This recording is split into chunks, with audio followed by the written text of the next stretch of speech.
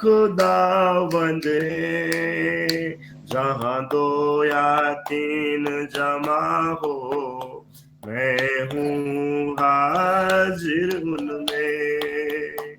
जहाँ दो या तीन जमा हो मैं हूँ हाजिर उनमें। कितना हसीन वादा किया खुदावंद ने। जहाँ दो या तीन जमा हो मैं हूँ हाजिर उनमें। तुझे अकेला ना छोड़ू मैं रूह अपनी भेजूं।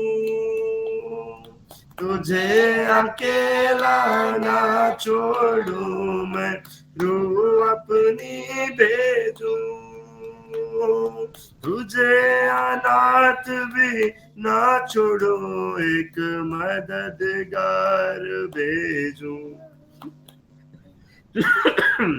तुझे अनाथ भी ना छोड़ो एक मददगार भेजूं। यीशु के सिवाय बात कही थी किसने। जहाँ दो या तीन जमा हो मैं हूँ हाजिर उनमें। जहाँ दो या तीन जमा हो मैं हूँ हाजिर उनमें।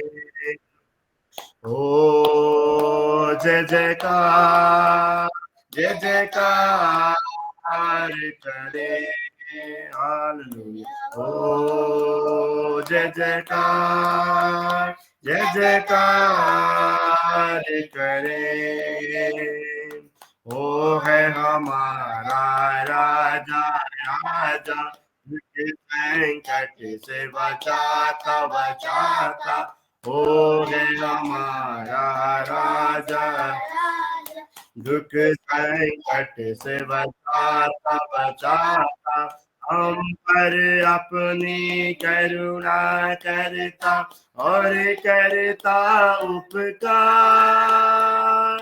क्यों ना उस पर धन मनवारे दे अपना अधिकार। ओ जय जयकार जय जयकार करे हालेलुया। ओ जय जयकार जय जयकार करे। स्वर्ग है उसी का सिंहासन सिंहासन पृथ्वी बनी है आसन आसन। स्वर्ग है उसी का सिंहासन सिंहासन पृथ्वी बनी है आसन आसन। आकाश उसकी महिमा बताए हस्त कला को दिखाए। सारी पृथ्वी उसकी रचना उसका है प्रताप। ओ जय जयकार जय जयकार करे हालेलुया। ओ जय जयकार जय जयकार करे।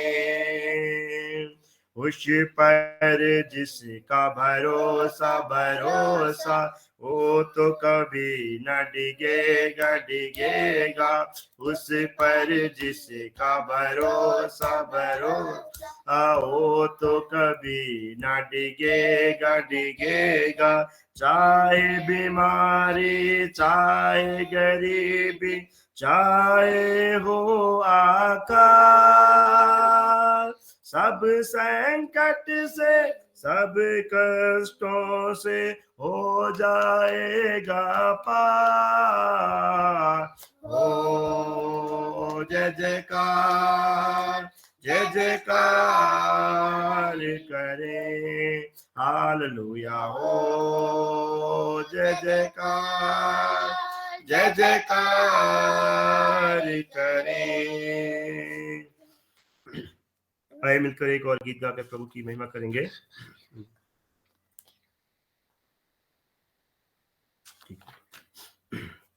तेरा प्यार है महान, तेरा प्यार है जहां, तू जो पहले मुर्दा था तूने डाली मुझ में जान।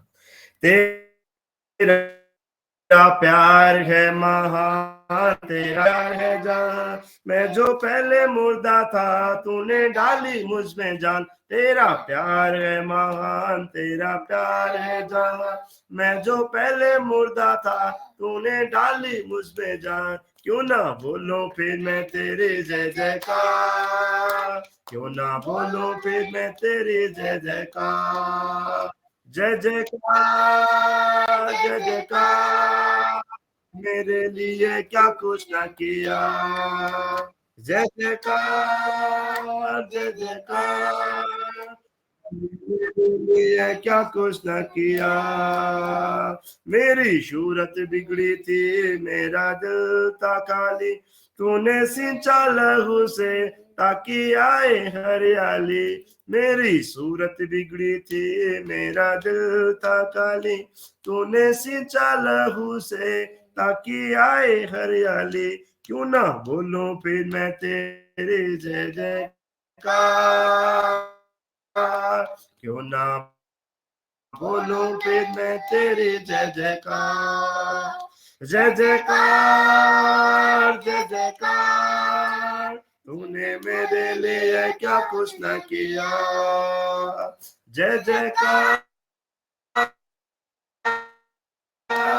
जय जयकार, तूने मेरे क्या दी जिंदगी, तू है जिंदा साफिया, तूने ये है किया। आई जीवन में खुशी पाए अब दी जिंदगी, तू है जिंदा साफिया, तूने ये है किया।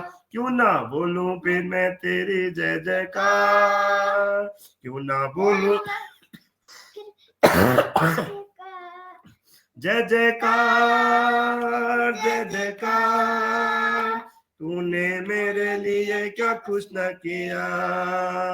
जय जयकार जय जयकार, तूने मेरे लिए क्या कुछ न किया। अपनी रूह से भर दिया, अपनी शक्ति मुझको दी, ताकि दूं मैं गवाही तेरे जी उठने की। अपनी रूह से भर दिया, अपनी शक्ति मुझको दी, ताकि दूं मैं गवाही तेरे जी उठने की। ना बोलूं फिर मैं तेरी जय जयकार, क्यों ना बोलूं फिर मैं तेरी जय जयकार। जय जयकार जय जयकार, तूने मेरे लिए क्या कुछ न किया। जय जयकार जय जयकार, तूने मेरे लिए क्या कुछ न किया। आइए पुनः एक बार फिर से प्रभु को धन्यवाद करें। धन्यवाद करते हैं प्रभु इस समय के लिए खुदावंद, कि आपने हमें मौका दिया कि प्रभु हम सब लोग मिल करके प्रभु और आपके वचन से सीख सके, समझ सके प्रभु, और आपकी आराधना कर सके। पिता परमेश्वर, मैं प्रार्थना करता हूँ जितने भी लोग यहाँ पर उपस्थित हैं पिता, आप हम सब से बातचीत करें प्रभु। वचन आपका है प्रभु, लोग आपके हैं पिता। खुदावंद यीशु, आप हम सब से बोले। मैं आगे के संपूर्ण समय को आपके पवित्र और जलाली हाथों में देता हूँ। ये प्रार्थना पिता, पुत्र और पवित्र आत्मा के नाम से मांगते हैं, आमीन। ओके, आज का जो मेरा विषय है, व्हाई वेरी अबाउट लाइफ। आज का जो मेरा विषय है, जीवन के विषय में चिंता क्यों। ये प्रश्न बनता है मेरे और आपके लिए कि आज का जो समय है, जीवन में लोग सबसे ज्यादा चिंतित है ना। ये कहीं ना कहीं अगर कोई व्यक्ति कुछ ना कुछ कर रहा है तो सिर्फ पॉजिटिव जीवन के लिए कर रहा है, और जीवन की भाग दौड़ में वो इतना व्यस्त है कि वो बहुत सारी परेशानियों का और बहुत सारी विपत्तियों का सामना कर रहा है। जिसकी वजह से क्या है, वो अनगिनत चिंताओं और विपत्तियों से घिरा हुआ है। लेकिन परमेश्वर मुझे और आपको अपने वचन के माध्यम से कैसे इंकरेज करते हैं, कैसे हमें सिखाते हैं। भजन संहिता 121 कोई मेरे लिए पढ़ दे, उसका 7 और 8 वचन।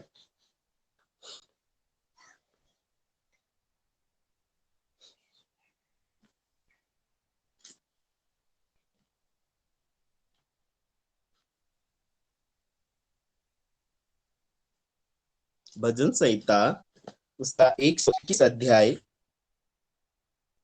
7 से और 8 पद कोई मेरे लिए पढ़ दे। यहोवा सारी पृथ्वी से तेरी रक्षा करेगा, वहां तेरे प्राण की रक्षा करेगा। यहोवा तेरे आने जाने में तेरी रक्षा अब से लेकर सदा तक करता रहेगा। Thank you so much. Okay, यहाँ पर परमेश्वर का वचन मुझे और आपको यह बताना चाहता है कि यहोवा सारी विपत्ति से तेरी रक्षा करेगा, है ना। परमेश्वर मुझे और आपको साफ रीति से बता रहा है कि जीवन की सारी विपत्ति, परमेश्वर ने वहां पर जो परमेश्वर के वचन में ऐसा नहीं लिखा है कि भाई तू अगर इस प्रकार की समस्या में होगी तो मैं तेरी 2-3 परेशानियों को सॉल्व कर दूंगा, ऐसा लिखा हुआ है नहीं। वहां पर लिखा हुआ कि यहोवा तेरी सारी, यानी जो कुछ भी तेरे जीवन में समस्याएं हैं, तकलीफें हैं, जिस विषय में तू बहुत परेशान हो रहा है, वो सारी विपत्ति से तेरी रक्षा करेगा।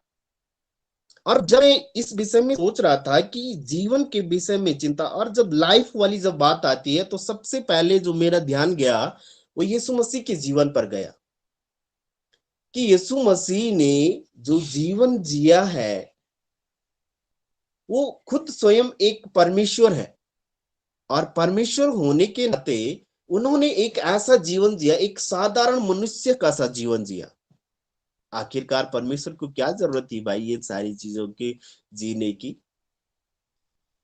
पर वो आपको और मुझे सिखाना चाहते थे कि मेरा बेटा, मेरी बेटियों, जीवन में बहुत सारी समस्याओं का तुम्हें सामना करना होगा, लेकिन अंत में परमेश्वर कहता है कि जब हम इन सारी चिंताओं में पड़े रहते हैं ना, तो कभी भी आपके पास कोई लैपटॉप होगा या डेस्कटॉप है, जब आप कभी भी सिस्टम के आगे बैठते हैं और कोई भी एप्लीकेशन आप ओपन करते हो, एक करी, उसके बाद दूसरी करी, तीसरी करी, आप उनको मिनिमाइज नहीं कर रहे हो।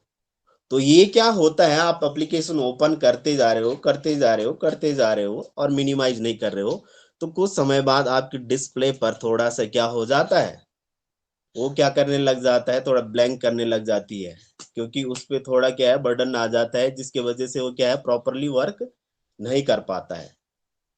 और धीरे धीरे क्या है, जब आप ऐसे ही करते रहेंगे तो हो सकता विंडो गायब हो जाए या उड़ जाए। कहने का मतलब क्या है, तो ये जो चिंताओं की जो पुस्तक में और आप जब खोलते रहते हैं और उनके बारे में सोचते रहते हैं, आखिर मेरे जीवन में ऐसा होगा, फिर ऐसा होगा, क्योंकि चिंता जीवन में जाहिर सी बात है। लेकिन परमेश्वर मुझे और आपको ये सिखाना चाहता है कि इन सारी चिंताओं से तुम्हें बाहर आना है, क्योंकि मैं तो कह रहा हूं ना, यहोवा सारी विपत्ति से तेरी रक्षा करेगा। परमेश्वर कह रहा है मुझे और आपको कि मैं तुम्हारी हर एक प्रॉब्लम से तुम्हें बाहर निकालने के लिए तैयार हूं। यानी कि परमेश्वर कहता है कि मैं तेरे आने जाने में तेरी रक्षा करूंगा, और अभी नहीं करूंगा, आज तक ही नहीं करूंगा, बल्कि वो कह रहा है कि मैं सदा तक, मैं क्या करूंगा, अब से लेकर सदा तक। अब से लेकर कब की बात कर रहे हैं परमेश्वर, जब मैं और आप परमेश्वर के सामने आ जाते हैं, जिस दिन मैंने और आपने अपना पुराना मनुष्यत्व त्याग दिया है और परमेश्वर के पीछे चलना शुरू कर दिया है, उसी समय से परमेश्वर आपके साथ वादा करता है कि तेरी रक्षा अब से लेकर सदा तक मैं तेरी करता रहूंगा। तुझे भी किसी किसी बात की चिंता करने की आवश्यकता नहीं है। मैं एक स्टोरी पढ़ रहा था, एक तिमोथी नाम का एक व्यक्ति है, और वो अपने जीवन में बहुत परेशान था, काफी परेशान था। इवन उसकी जो वाइफ है उसका डिवोर्स हो गया और वो उसको छोड़कर चली गई, और उसके बिजनेस में भी बहुत सारा लॉस्ट उसको होता गया। तो वो बहुत परेशानी में था, क्योंकि उसने बैंक से लोन ले रखा था, दोस्तों से कर्जा ले रखा था, तो वो काफी परेशानियों में था, मुसीबतों में था। फिर चिंता उसको खाए जा रही थी। और एक टाइम उसने डिसाइड किया कि मैं क्या करता हूँ, घर जाता हूँ, दरवाजा बंद करता हूँ और एक पॉइजन लेता हूँ और उसको पी पी के सारा निपटा देता हूँ, सारी चिंताओं को। तो वो जब व्यक्ति अंदर जाता है और जैसे वो डोर क्लोज करता है, डोर क्लोज करने के बाद जैसे वो पॉइजन के ढक्कन को खोलता है, तो वो एक बार गूगल में सर्च करता है कि जैसे उसने उसको लीड को ओपन किया और उसमें से बहुत गंदी बदबू आई। तो उसने थोड़ी देर सोच करके वो गूगल में सर्च करने लग गया कि मरने का आसान तरीका क्या है। तो वहां पर जो नीचे ऑप्शन था, वहां पर था कि मतलब वहां पर लिखा था कि जैसे चिंता के बारे में या मृत्यु के बारे में लिखा था, तो वहां पर एक ऑप्शन था कि वो हमारी परवाह करता है। तो जैसे उसने उस लिंक को ओपन किया, वहां पर परमेश्वर के बारे में लिखा था और उसने प्रार्थना वहां पर लिखा था कि आप प्रार्थना करें, आप चिंता से मुक्त होंगे। तो इस प्रकार से वो प्रार्थना करने लग गया। वहां पर 5 दिन का समय उसको दिया गया था कि 5 दिन तक अगर आप लगातार प्रार्थना करोगे तो आपको परमेश्वर इससे आजादी दिलाएगा। तो वो पॉइजन को छोड़ करके उसमें पड़ गया और वहां पर 5 दिन तक कंटिन्यू प्रार्थना करता रहा।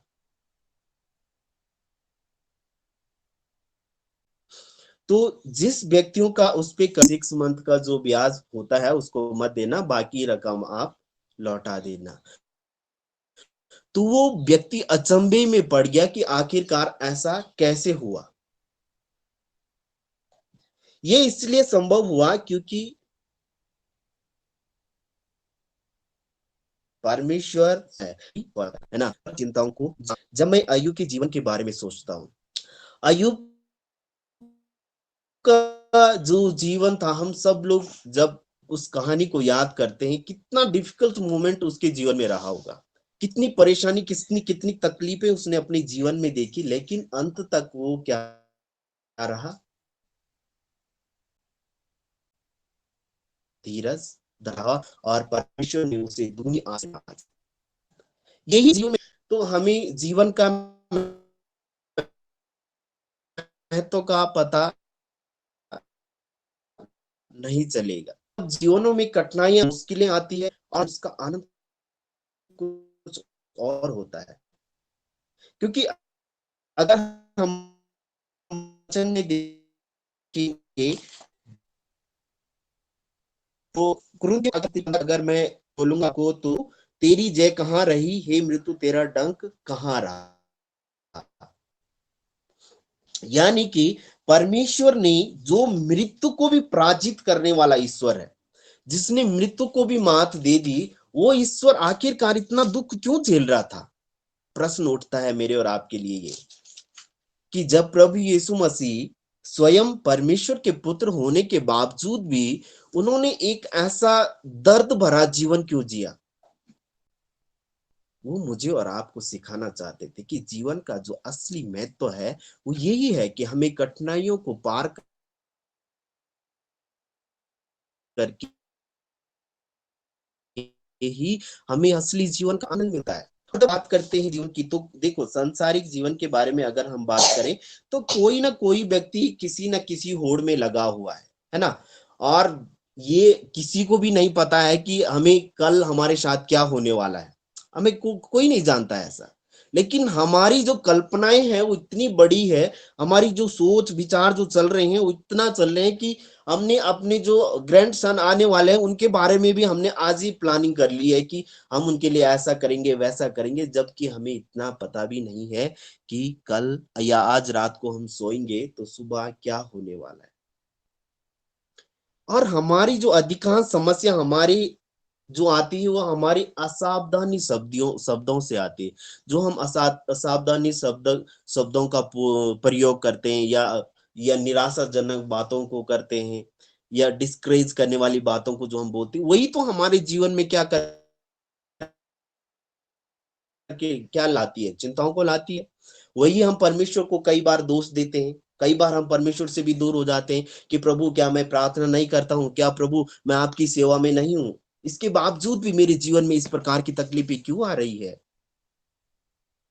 और हम क्या होते हैं, जब हमारे जीवन में शिकायतें करना, ये इस प्रकार की बातें, प्रभु यीशु मसीह के जीवन को जब हम देखते हैं, उन्होंने शिकायतें करी, वो अंत तक सहते रहे, वो कोड़े खाते रहे, मार खाते रहे, लेकिन उन्होंने शिकायतें नहीं करी। बल्कि अंत में प्रभु यीशु मसीह यही कहते हैं कि प्रभु इन्हें क्षमा करो, ये नहीं जानते हैं कि आखिरकार जो जीवन है, जस्ट लाइफ इज जर्नी, ये एक यात्रा है जो हमें कुछ समय तक यहाँ पर करनी है, और उसके बाद का तो पता नहीं किसी को भी।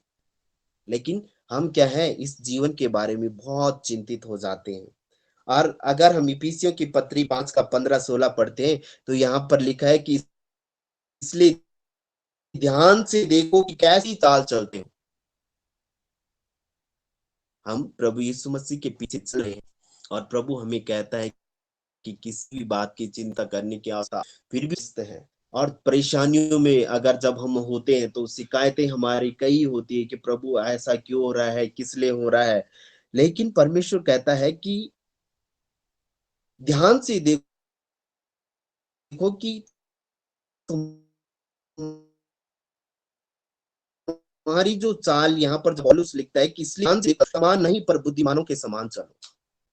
अब यहाँ पर जो बात आई है बुद्धिमान और निर्बुद्धि की, बुद्धिमान का मतलब परमेश्वर ने आपको स्वयं अपने जीवन से और मुझे और आपको सिखाया है कि आखिर जो हमारा जीवन का जो महत्व है वो क्या है।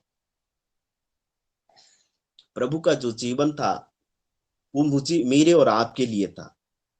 प्रभु चाहते तो वो स्वयं परमेश्वर थे, वो राजा के घर में पैदा हो सकते थे, लेकिन प्रभु यीशु मसीह एक चरनी में पैदा होते हैं, जहां पर प्रभु यीशु मसीह इन सारी भेद भावों को खत्म कर देते हैं कि जो ईश्वर का बेटा होने के बावजूद भी एक साधारण सा जीवन जीता है। और इन बातों से तो प्रभु मुझे और आपको यही तो सिखाना चाहता है कि तुम बुद्धिमानों के समान, क्या है, बुद्धिमानों के समान बनो, निर्बुद्धियों के समान नहीं। अब निर्बुद्धि वाली जब बात आती है, तो निर्बुद्धि का मतलब क्या है, अनावश्यक बातें, वही ना जिसको मैं अभी बता रहा था कि हमारी अधिकांश समस्या हमारी असावधानी भरे शब्दों से ही आती है। जबकि मुझे और आपको मालूम है कि प्रभु हमारे साथ है, वो हर एक विकट परिस्थितियों में से मुझे और आपको उभारेगा। जब मैं उस व्यक्ति तिमुथी के बारे में सोच रहा था कि आखिर उसके माइंड में ऐसा प्रश्न क्यों आया होगा कि मैं गूगल में सर्च करूं, वो उसको पी सकता था, है ना। लेकिन कहीं ना कहीं से ईश्वर हमारे साथ है, और वो मुझे और आपको बचाना चाहता है। अगर परमेश्वर मुझे और आपको बचाना नहीं चाहता, तो प्रभु को उस कलवरी क्रूस पर चढ़ने की आवश्यकता नहीं थी। मेरे प्रियो, परमेश्वर समझो, क्योंकि दिन बुरे हैं, ये जो टाइम है, ये जो समय है, मैं और आप इस 21 सेंचुरी, जो 21वीं सदी में मैं और आप जो चल रहे हैं या जी रहे हैं, मैं और आप देख सकते हैं अपने आसपास के वातावरण को, किस प्रकार का माहौल है आज का समय। एक टाइम हुआ करता था जब सारे लोग अगर कहीं पर इकट्ठे हो गए तो बहुत तरह तरह की बातें होती थी। लेकिन आज हमारे आसपास या अगल बगल में होने वाला व्यक्ति भी वो मुझे और आपको ऐसा नहीं पूछता, भाई आप कहाँ जा रहे हो, क्या कर रहे हो। लोग इतने अपने जीवन में व्यस्त हो गए हैं।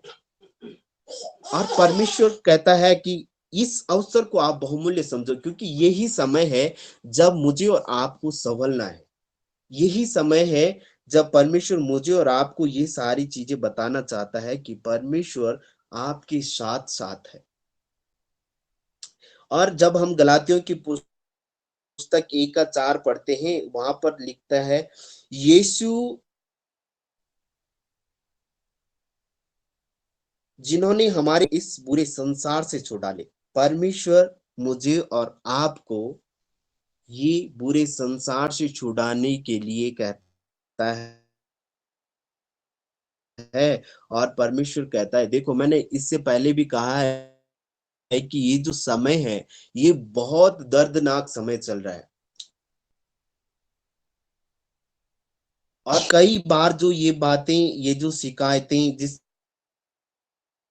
जिसके वजह से मैं और आप परेशानियों में पड़ जाते हैं या चिंताओं में पड़ जाते हैं या विपत्तियों में पड़ जाते हैं, उसका कारण कोई दूसरा नहीं होता है, उसका कारण मैं और आप स्वयं है। जब मैं और आप तरह-तरह की शिकायतें और तरह-तरह की बातें, जब ये बातें हमारे अंदर आती रहती है, तो ये ऐसा जाल बन जाता है जिससे मैं और आप आसानी से बाहर नहीं निकल पाते। लेकिन जब हम मैंने आपको एक बात पहले भी बोली थी, जब हम अपने सिस्टम में किसी भी एप्लीकेशन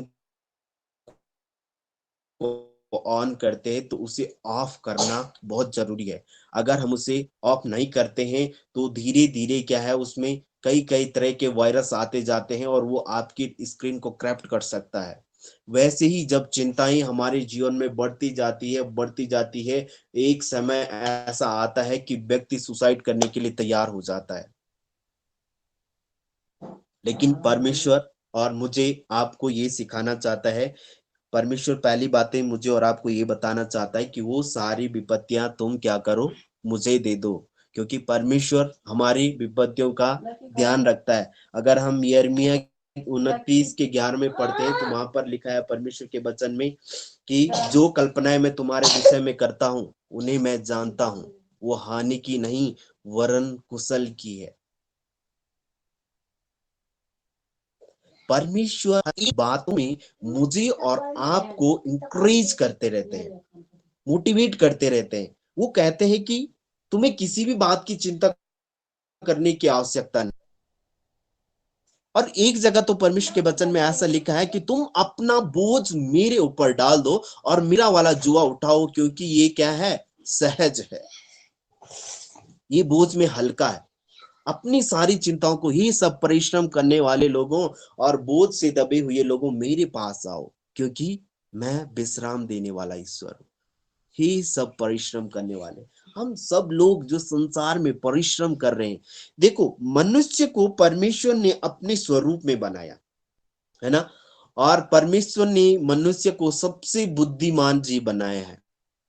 अगर हम सारे यूनिवर्स में देखें, अलग अलग जो परमेश्वर की रचना है, हर एक अपना अपना महत्व है। कहीं ना कहीं परमेश्वर हर एक, चाहे वो भयानक जीव है या वो परमेश्वर ने थोड़ा हट करके बनाए हैं, बुद्धिमान बनाए हैं, समझ दी है उसके अंदर हर एक बातों को समझने की, करने की, बोलने की।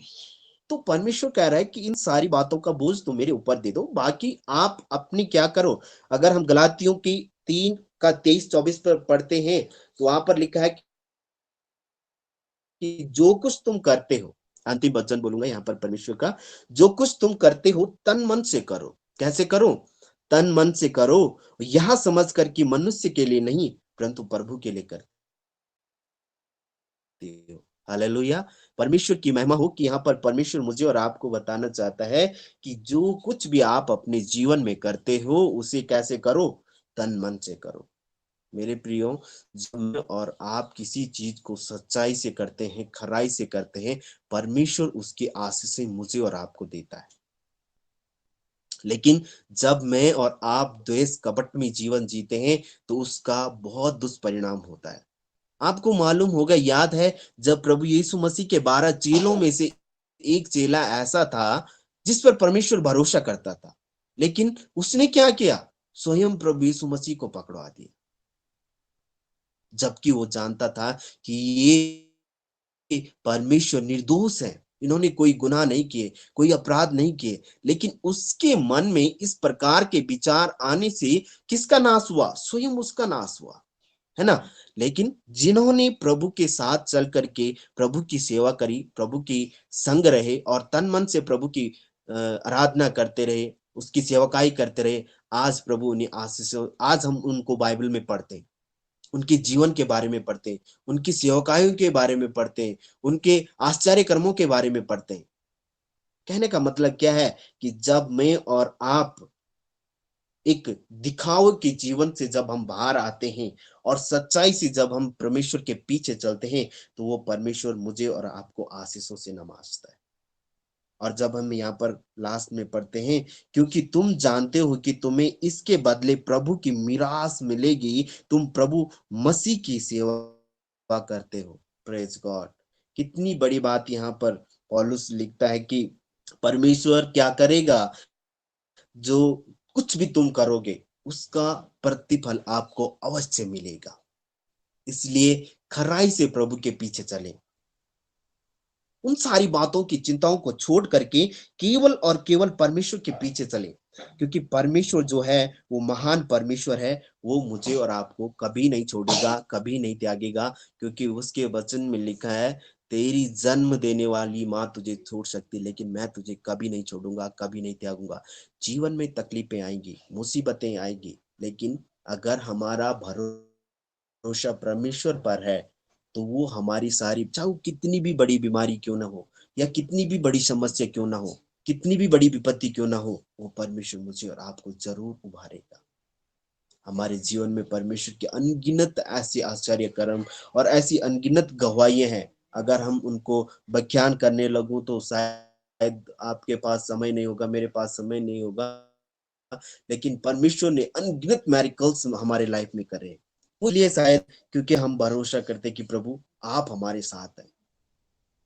और जब हम सच्चे मन से परमेश्वर के पीछे चलते हैं, यहाँ पर मैं जॉनसन ऑटमेंट की एक स्टेटमेंट को यहाँ पर पढ़ता हूँ।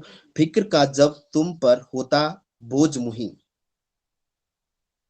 फिक्र का और होती सख्त सलीब, जब तुमको मालूम होती सख्त सलीब, गिनो बेहद बरकत, शक सब होंगे दूर, और तुम गीते गाकर रहोगे मसरूर। यहाँ पर ये कह रहा है कि फिक्र जब तुम पर होती है तो बोझ याद गया है, वो मेरी और आपकी दुख से कई 100 गुना बड़ा है ना। जब परमेश्वर के हाथों में कील ठोकी गई, बदन का कोई ऐसा हिस्सा नहीं बचा था जहां से लहू नहीं बहा था, तो उसके सामने तो आई थिंक हमारी ये जो छोटी मोटी समस्याएं जो जीवन में आती है, तकलीफें जो आती है, तो मेरे हिसाब से वो कुछ भी नहीं है, वो 0.1% भी नहीं है। लेकिन मैं और आप उसको बहुत बड़ा पहाड़ समझते हैं। तो यहाँ पर हमने 3 बातें या 4 बातें जो यहाँ पर हमने सीखी, जो परमेश्वर हमें अपने वचन से बताना चाहता है। पहली बात वो कहता है कि अपनी सारी विपत्तियों को मेरे ऊपर छोड़ दो, क्योंकि वो क्या है, मेरी और आपकी रक्षा करने के लिए परमेश्वर प्रॉमिस किया है कि आज से लेकर और सदा तक मैं तेरे साथ रहूंगा, या तेरी हेल्प करूंगा, तेरी इन सारी विपत्तियों से तुझे छुड़ाऊंगा। दूसरी बात परमेश्वर कहता है कि अवसर को बहुमूल्य समझो। अवसर को क्या कर समझो, बहुमूल्य समझो, क्योंकि समय बहुत खराब चल रहा है। और तीसरी बात परमेश्वर यहाँ पर कह रहा है कि जो कुछ भी तुम करते हो परमेश्वर के लिए करो, मनुष्य के लिए, मनुष्य को खुश करने के लिए नहीं। कई बार मैं और आप मनुष्य को खुश करने के लिए दिखाव का जीवन जीते हैं, लेकिन दिखाव का जीवन हमेशा नुकसान पहुंचाता है, क्योंकि ये बहुत कम समय के लिए होता है। लेकिन अगर मैं और आप खराई से परमेश्वर के पीछे चलते हैं तो परमेश्वर उसका प्रतिफल मुझे और आपको जरूर देगा।